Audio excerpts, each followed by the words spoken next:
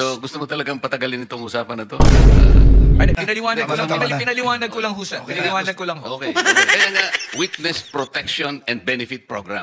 There is no reason to burden these people for another requisite which is not even in the law. So, kung qualified sila, i-process natin. Kung nag-qualify, salamat. Kung hindi sila nag-qualify, wala tayong magagawa.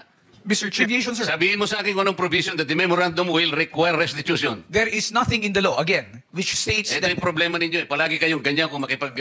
No, sir, we're being very candid with the and then sasabihin nyo, committee. take exception. Kayo ang nag-take exception. Pati batas binabago ninyo. No, sir. If the Diskaya couple would want to be admitted, all they have to do is go through the same process. But it's not a matter only... Pumunta na sila. Yes, sir. But they have not... Alam mo, si Secretary Boying Rimulya ang nandito. Nag-uusap pa sila dito. Okay? Sabi niya sa mag-asawa, Mr. Diskaya, sige, bukas na bukas, isama mo yung asawa mo, magkikita tayo sa din. Nandito pumunta siya rito. Kaya ang palagay ko noon, processing lang naman. If they will not qualify, okay lang sa akin yun.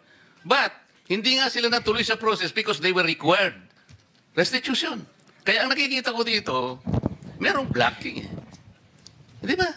Napakasimple na pinag-usapan natin, Prosecutor Padulyon. Huwag na nating i-complicate ito.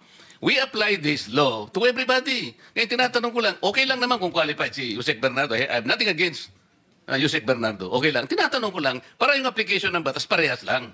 So, halimbawa, kung wala namang restitution si Yusek Bernardo, why will you apply restitution to these people? Sir, we did not...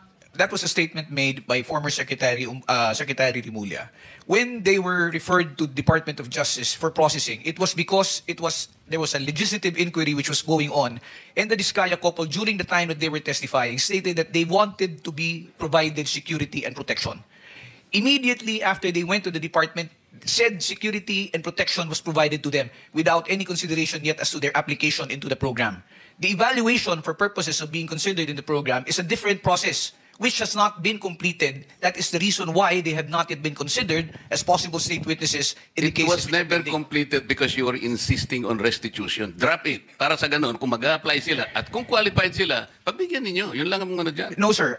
Again, let me disabuse the mind of the good senator. There is no requirement that for purposes of processing, they will have to go through or they will have to make restitution. Yun nga sinabi ni Boying Rimulya. Sinasabi ko sa iyo, yun ang sinabi niya sa press conference niya. Sinabi niya yun eh. Alam mo, mag-a-apply lang eh, sinasabi ko. Kung ang restitution mangyayari at the end of, let's say, napakita talaga na meron silang pananagutan sa batas, later on, restitution is talagang kailangan. Pero nag-a-apply lang yung tao eh. Kaya nga, witness protection and benefit program. There is no reason to burden these people for another requisite which is not even in the law. So, kung qualified sila, i-process natin. Kung nag-qualify, salamat. Kung hindi sila nag-qualify, wala tayong magagawa. Mr. Chair, it is not as if the reason why they are not being processed is because of the restitution that you mentioned. The fact is... Prosek, ang sinasabi ko, hindi, yun ang naging unang dahilan kasi, kaya siguro nabanggel ito. Maraming procedures dyan. Kaya lang, ang sinasabi ko, ang pinipilit kong ipaintindi sa iyo, ay yun doon pa lang nagkaano na eh. Doon pa lang na-stop na eh, sapagkat pinilit ni Secretary Boying, mag-restitute ka muna. Eh sabi ko, nawala na. Mr. Chair, kung ang gustuhan po ng Diskaya couple is makonsider sila o maprocess sila, let's take away the aspect of restitution. But they have to comply first with the requirements, which is the submission of the affidavits to justify the department being able to evaluate the same. Tapos na. Okay na yun. So wala nang restitution. Mr. Diskaya, Ms. Diskaya, kung talagang gusto nyo at kung gusto nyo mag-apply talaga, ayun, wala nang restitution. Pero kailangan mag-qualify kayo. Kung hindi kayo qualified, wala tayong magagawa. Mr. Chair, may I interject? Vice Chairman is recognized. I just want to be clarified, PG Fadulyon. Ano ba talagang gusto ng DOJ to be mabigyan ng restitution immediately? Kasi may sinasabi ni Senator Marcoleta, there will be a process. What is your stand here? Sir, my position is this, if I may. Restitution, Senator Marcoleta is correct when he pointed out that restitution is not a requirement under the WPSB law. Okay. It is, as I said, it is not explicitly stated there. However, when the process of when the witness who applies to be admitted into the program is evaluated, and for example they qualify, their qualification is now subject of a memorandum of agreement between the department represented by the secretary and the applicant.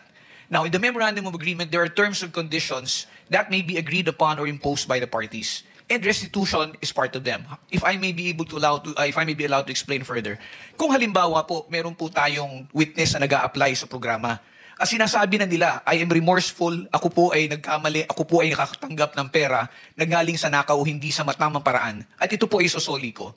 Sasabihin po ng department, hindi naman kasi part ng restitution dito, so hindi mo kailangan magsoli. Kaya po yan inilalagay sa memorandum of agreement kung meron man, para lamang po masiguro din ng department na at least kung meron pong ill-gotten wealth, or if a person is unjustly enriched, monies will be returned back to the coffers of government. Remember, sir, if one is covered under the program, one of the results would be if there is a case where they will be testifying as a witness, they will not be included in the information anymore. And if they're not included in the information, it means they have no criminal liability and forfeiture will not lie as against them. A process which will happen much later. Okay, so Republic Act 6981, PG Padulyon, Section 5, it states na to comply with legal obligations plus to cooperate with respect to all reasonable requests. Ang tanong ko po ngayon, ano ba ang mga unreasonable sa pagbabalik na ninakaw na yaman? Can you give me some? Let me just be clarified, Mr. Chair. Ano po ang ano ang reasonable kung magbabalik po? Kasi ang sabi, legal obligations, reasonable requests. So it's a reasonable request. Pero it doesn't mean to say na you are, it's their obligation. Is that Yes, sir. correct? Yes, sir. Kasi po, kasama po yan dun sa pagpapakita po ng pagsisisi ng kung sino man pong aplikante na sinasabi niya, kung ako po ay may nakuhang yaman sa pamamaraan na hindi po legal, at ako po ay humihingi ng kapatawaran, at ako po ay willing na tumistigo, at isosoli ko po. Natural po, ipapalagay po natin yan sa loob ng Memorandum of Agreement, at yan po ay mapupunta sa gobyerno. Kaya po, ang tanong ko po ngayon sa PG Padulyon is that reasonable ba o unreasonable ang pagbabalik ng pera na kinuha sa taong bayan? Which is It is definitely not unreasonable. I would say it is only reasonable and within reason to return the same. Thank you, Mr. Chair. Hypothetical, halimbawa, nag-apply yung couple, Diskaya couple.